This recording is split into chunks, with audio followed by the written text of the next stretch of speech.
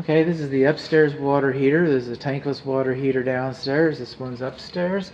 We've got little water stains up there. This vent right here, okay, it's supposed to be open, clear, free into the attic space so the insulation doesn't fall on top of those louvers and clog it. That's our makeup air vent, and that's the wrong way to approach this and done improperly.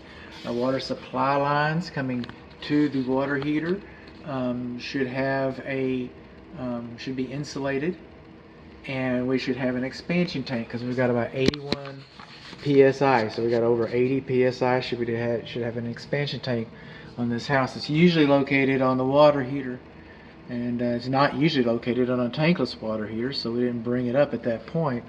This water heater right here is the one that the pressure migrates up through the water system, so it's kind of designed, with low enough pressure that an expansion tank is not required, but we have high pressure, so we need an expansion tank.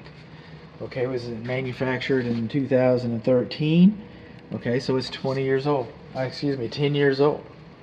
10 years old. They last about 10 years. 50 gallons. Yes, on has a sediment trap. We do have a care and use manual. We've got a safety pan. I do not know where the safety pan discharges to. It's electronic ignition, so we can't really look inside of it. We should have insulation on the water supply lines, like I said, and on the temperature pressure relief valve. This is a temperature pressure relief valve, unlike the tankless water heater, which is a pressure relief valve. But all these valves are supposed to be replaced every 2 or 3 years. A lot of home inspectors get upset by you have corrugated temperature pressure relief valve drain line, and there's no code that says that you shouldn't do that. There's a code that says that you shouldn't have threads on the end. So now it's up to interpretation. Is it the end of the complete drain line, or is it the end of the fitting? So we've got threaded ends on our fitting, but also code says, and the City of Dallas code says, we should have an air gap on the temperature pressure relief drain in the same room as the water heater. So if we had an air gap, if this went straight down in the pan and the pan went outside, then everything would be okay. You wouldn't even need the little flexible guide, but that's what it is. That's what it is. So what did we learn? We learned we got the wrong kind of venting. We learned that we're missing insulation.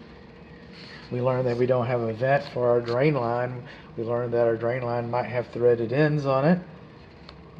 We don't know where the safety pan drains to, or we don't know where this drains to. There's only one drain on the side of the house, so we kind of want to know what that's about. We learned that it's a 10-year-old system.